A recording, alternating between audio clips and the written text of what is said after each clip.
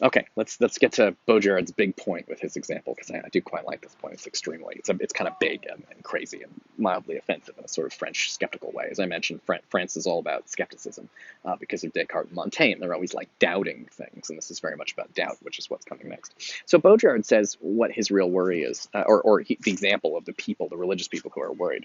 And he says, he says he understands why people destroy these images, and then he says one of his most disturbing points: their rage to destroy images, right? Why do people hate religious images? Like, why? Like, again, you're thinking of Jews not having pictures of God, and Muslim people not wanting pictures of Muhammad, or Protestants not wanting a bunch of statues of Jesus.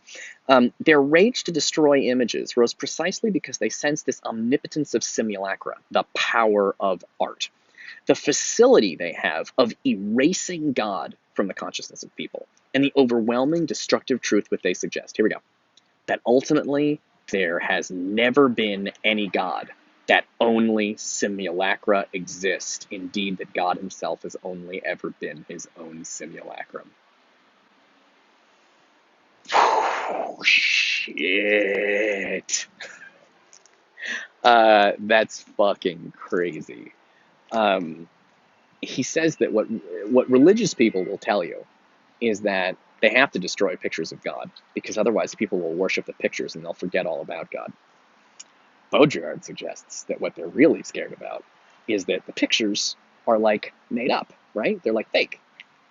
And he says what really disturbs them is pictures of God maybe suggest, like, if you have to worship God in pictures, it maybe suggests that God is the ultimate picture. God is art. God is just something mankind made up, and God was never real. And that it's easier to conceal that God, when you have that having images of God suggests that God was always, the idea of God was always just a man-made image, and that there is no God. That's crazy.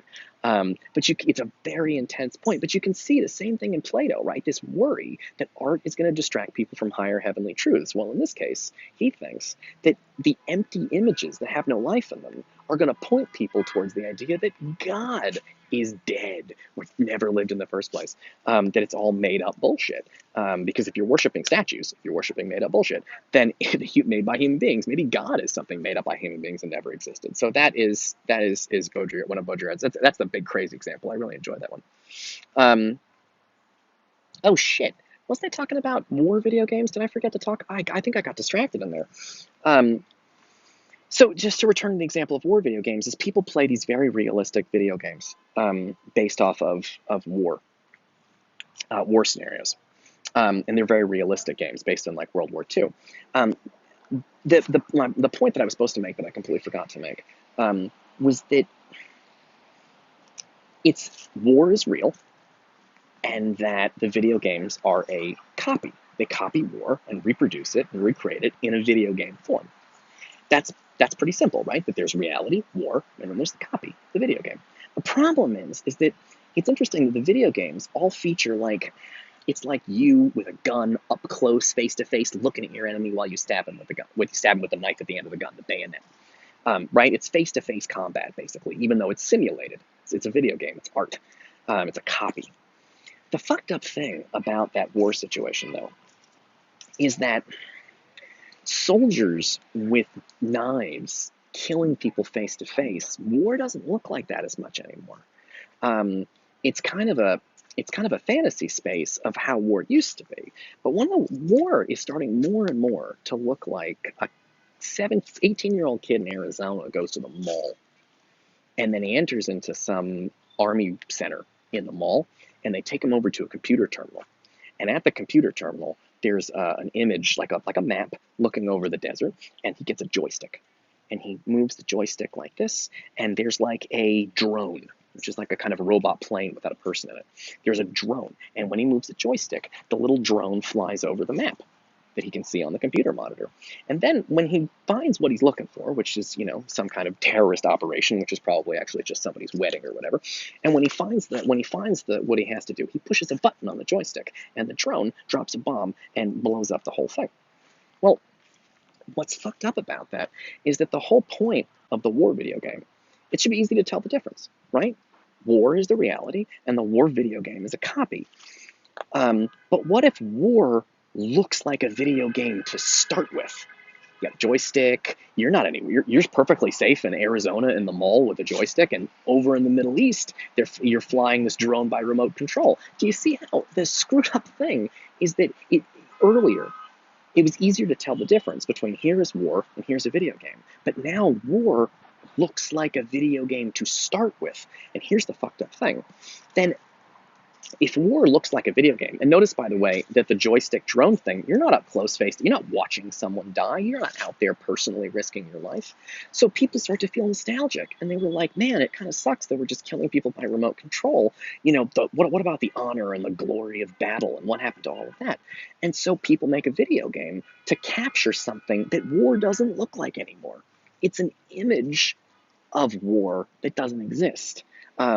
And that it looks like a video game. And that it looks. The joke is that the war video game looks very realistic, and actual war doesn't look realistic. It's just little dots on a computer monitor, and you push a button, and things blow up halfway across the world. So there becomes a confusion between the reality.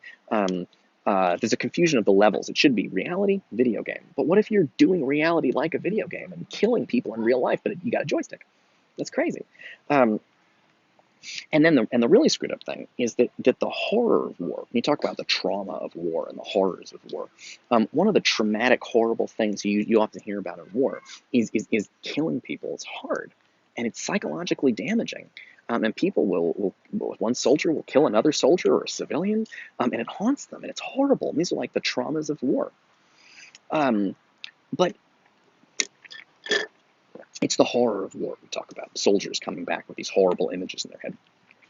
But what if the real horror is how easy it is to kill people with a joystick in Arizona by driving a drone over, and you don't feel anything? Because you just were like, beep, oh, some little dots disappeared. Those dots were fucking people. What if the real horror is how easy it is to kill people and not feel anything? In which case, something very fucked up has occurred, which is that the face-to-face killing, which should be the horrible thing, in the video game is like an enjoyable fantasy, right? It's supposed to be a horrible, painful reality killing people face-to-face, but the video game turns that horrible reality into a playful fantasy. It's a game you can literally play killing people face-to-face. Why? Why would we want a fantasy that should be horrible? Because it's actually enjoyable. The real horror is how fucking boring and stupid it is and easy it is to just kill people by pushing a button in a mall in Arizona. Whew. See, Baudrillard's cool, man. Baudrillard's cool. And if any of you would like to write your papers on video games, please fucking do that. Baudrillard's a great subject for video games.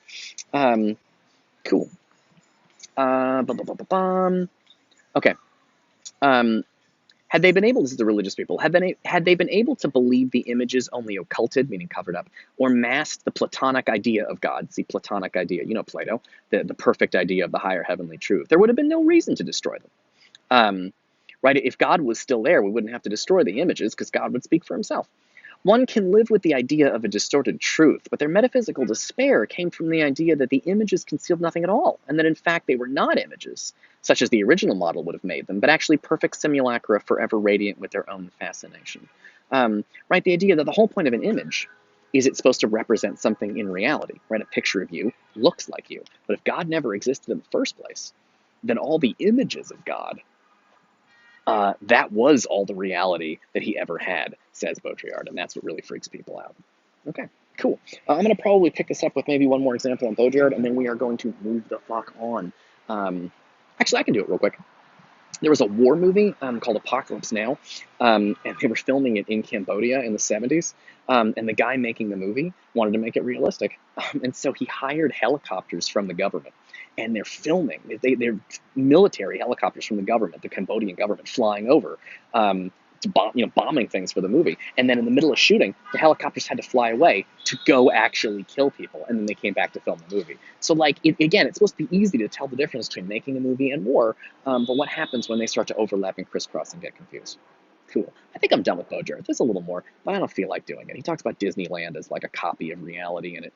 Anyway, I think we got it. Let's move on to Derrida. I'll see you in the next video.